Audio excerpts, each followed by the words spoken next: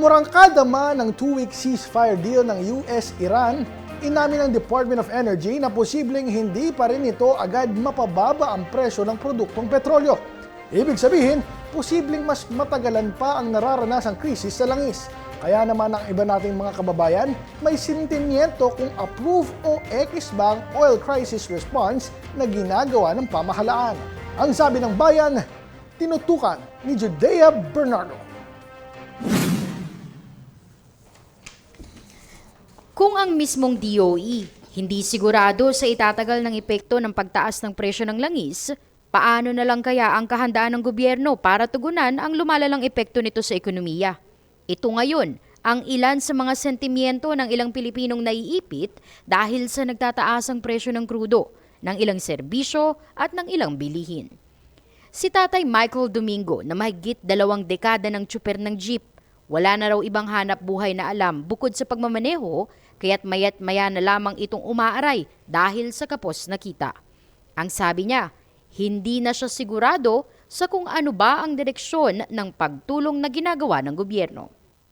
Kasi ang problema naman kasi sa atin, itong gobyerno natin, magtataas sa pamasahe, biglang aawatin, hindi itutuloy. Paano na kami may mga namamasada at kumukuha ng mga pasahero? Mga pasahero, nakakatulong kami sa kanila dahil kailangan kami para sila makapagtrabaho, makapasok. Ang problema kami, hindi nila kami matulungan.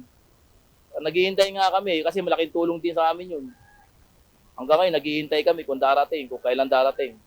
Kung may darating. Baka ang problema nito, makurap na naman yun. Ganito rin si Kuya Herbert Hisona na 20 taon na ring tsuper.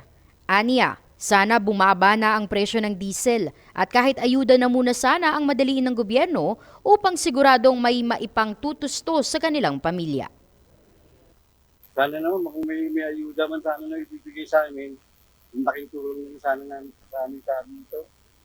Yun lang naman ang hinihintay namin. Sa bagay, yung ayuda na binibigay nila, halos kulang pa rin naman para sa pamilya namin. Ito nga, hirap na rin kami at paano talaga kami pinipis talaga namin. Matatanda ang ilan sa mga naging hakbang ng gobyerno ay ang pagbibigay ng emergency powers kay Pangulong Ferdinand Marcos Jr. na bawasan o tanggalin ang excise tax sa langis na hanggang ngayon ay hindi pa rin ramdam ng publiko. Para sa D8 Patrol, ako po si Judea Bernardo, nag-uulat.